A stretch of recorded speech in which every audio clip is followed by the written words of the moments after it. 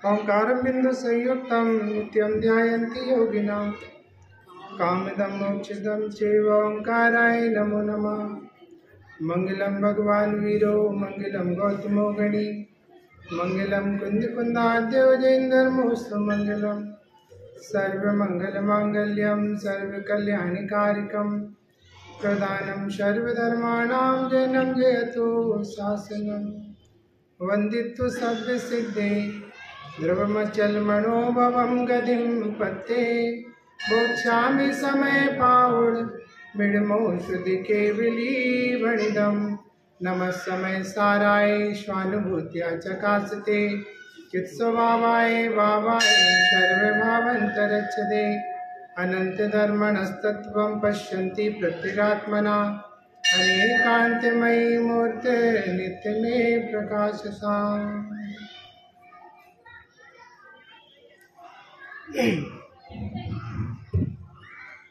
तेज कर दो नेक्स्ट पर।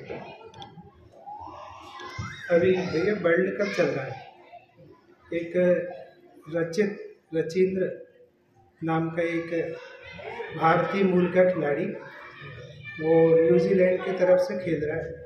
वो शायद उसके वर्ल्ड कप में सेकेंड मोस्ट रन्स हैं अभी, सबसे ज़्यादा।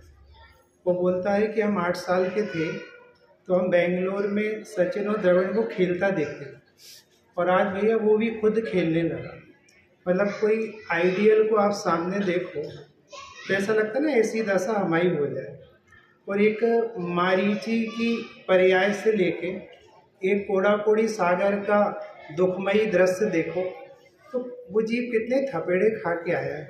मुझे तो भैया याद आता है 60,000 बार वेश्या बनना, वो भी चौथे काल की, जिसकी आयु हजारों वर्ष की होती है।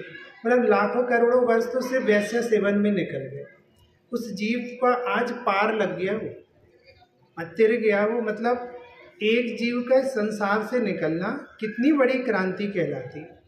और हम उनकी पूजा इसलिए ही करने आए हैं क्योंकि हमें संसार अच्छा नहीं लगता, हमें पंच परावर्तन अच्छे नहीं लगते, हमें दोबारा माँ के पेट में आना अच्छा नहीं लगता।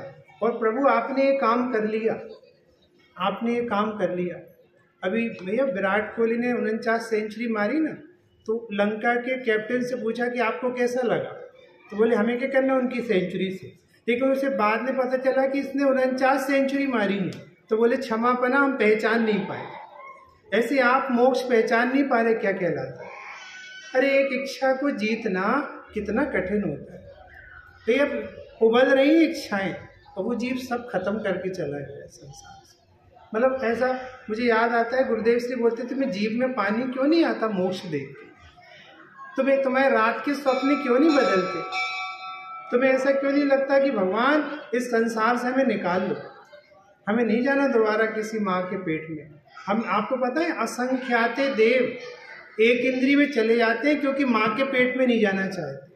वे अवधि ज्ञान में देखते हैं कि माँ का गंदा पेट, हमें नहीं जाना यहाँ पे, तो एक इंद्री की चॉइस कर लेते भैया।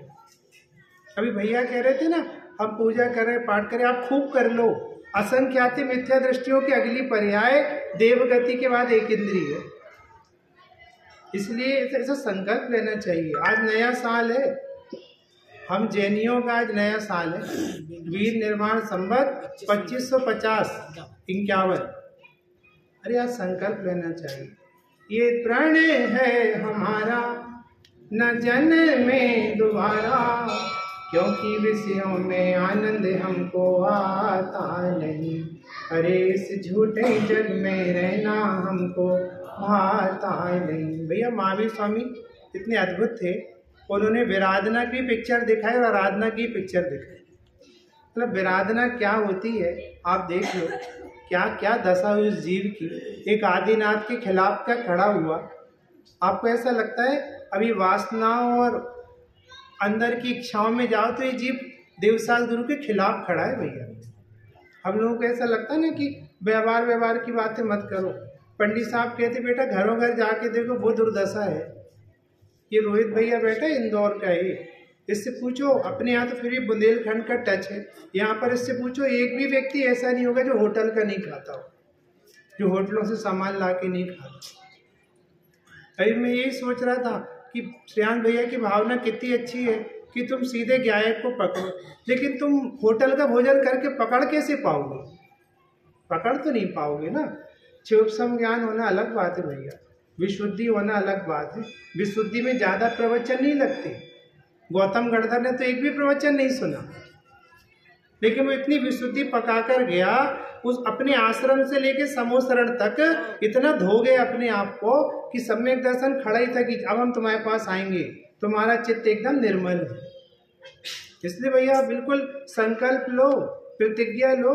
अपने बड़े पंडित साहब का एक वो कोटेशन आता है कि आपको संकल्प लेके इन भावों को दूर करना पड़ेगा, ये नहीं होंगे, ये लौट लौट के आएंगे।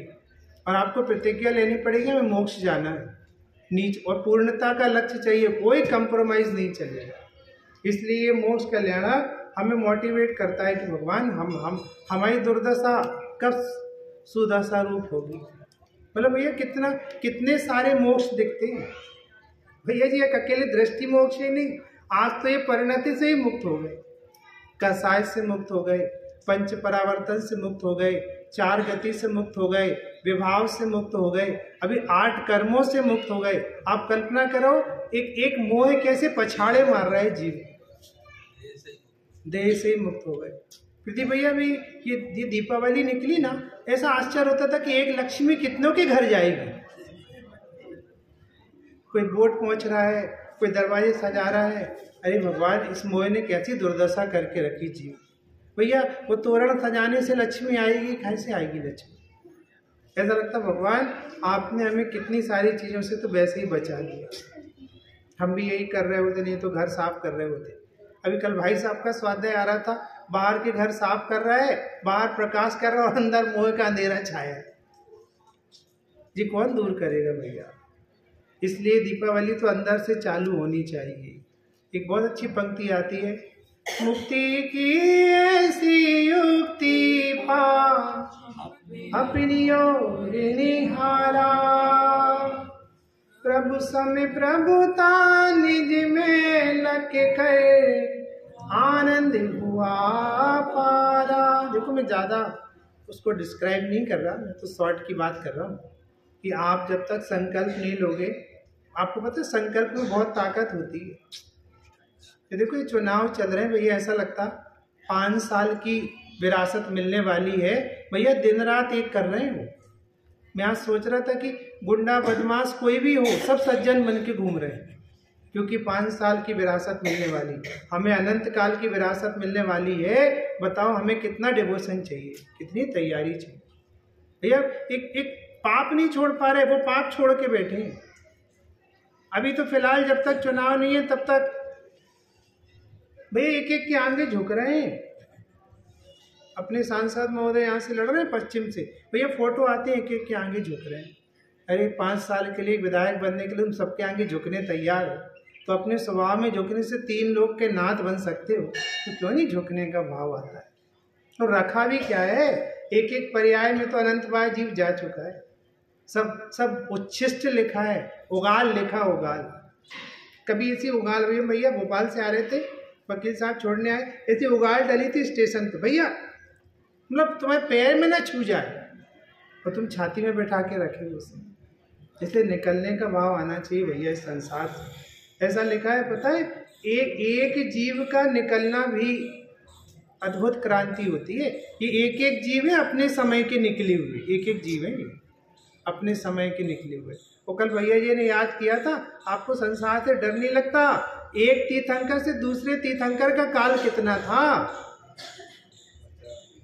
50 लाख करोड़ सागर। भैया मुझे भी एक ऐसा विकल्प आया एक दिन, मैं कहाँ पे था, उज्जैन में। भैया 2000 सागर की 10 पर्याय होती है। 1 लाख सागर में कितनी बार निगोज जाना पड़ेगा? 2-2 हज़ार के स्लॉट बांट दो तो श्रेयांश भैया, 1 लाख सागर में 50 बार निगोज चला जाता जी। एक कोड़ा कोड़ी सागर क्या कहलाता है? तुम कितने दिन पैसे कमा लोगे, कितनी इज्जत कमा लोगे, सब पलटा खा जाएगा। आंख बंद होते साथ दुनिया दूसरी है भैया। मुक्ति की ऐसी युक्ति पा अपनी ओर निहारा, तो करें क्या? कुछ नहीं करना है, तेरे अंदर भगवान बैठा, उसकी इज्जत करना चालू कर। हमने भैया कल स्वाध्याय में कहा था, कुछ नहीं हुआ, सिर्फ अनावरण हुआ है। महावीर स्वामी ने तेरे अंदर बैठे भगवान का अनावरण किया है बस। जैसे वो गिफ्ट बंटती ना, गिफ्ट कंपनी में गिफ्ट बंटती हो, वो सारे वर्कर को गिफ्ट बंटी, तो एक ने खोल के देखा तो भैया बाकी सब क्या समझ गए? अच्छा जे है, मेरे डिब्बे के अंदर जे है। ऐसा ही एक ने खोल के बता दिया कि तेरे डिब्बे के अंदर क्या है, तो पता तो लग गया कि ऐसा ही प्रभु मैं भी हूँ, ये प्रतिबिंब विश्व मेरा है, भली भांति मैंने पहचाना, गायक रूप सु मेरा है। भैया हम देखने का नजरिया है। उसी समय देह है और उसी समय जिसमें देह नहीं है वो है। आपको किसको देख रहे हैं? आप देखो, मजे करो, अभी मजे करो ना, पूरे में पूरे, एक भी गुण कम नहीं है। और आपको पता, दृष्टि मोक्ष तो अद्भुत होता है। दृष्टि वाले जीव को क्या लेना देना। अभी द्रव्यष्टि प्रकाश के बोल पढ़ते ना भैया, तो वो कहते हैं कि गायक का शरण तो लेना पड़ेगा कि नहीं, तो फिर पर्याय में जाके बैठ गया, फिर पर्याय में जाके बैठ गया। पूरे को पूरा क्यों करना चाहता है? मालूम है, अभी तो भाई साहब बार बार बोलते कि देखना शब्द भी बहुत कंटाला मार रहा है। मजबूरी ये है कि हम जब भी बोलेंगे देखना बोलेंगे, और तुम देखने के चक्कर में देखने वाले को छोड़ देते हो और देखने वाले बन जाते हो, पूरा पर्याय दृष्टि हो जाती है। बहुत मस्ती है भैया, जरा से गायक की शरण लेने से बहुत चक्कर मिट सकते हैं। सोचो भैया, कभी भी लगता इधर सुख दिख जाए तो सारी इच्छा का तूफान ही खत्म हो जाए, पंच इंद्रियां बेकार हो जाएं, कोई काम की नहीं है। श्याम भैया ये तो जल रहा है जी बैठे बैठे।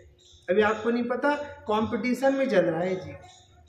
एक एक जीव के पास जाकर देखो तो कौन अपने मन, टोडामणि साहब ने लिखा है, खुद ही सुख बुद्धि कर लेता है और फिर उसे पूर्ति में जिंदगी खत्म कर देता है, और एक बार सोचता भी नहीं है कि सुख मिलता भी है कि नहीं मिलता। इसलिए भैया ये बहुत सुंदर और पवित्र प्रसंग है।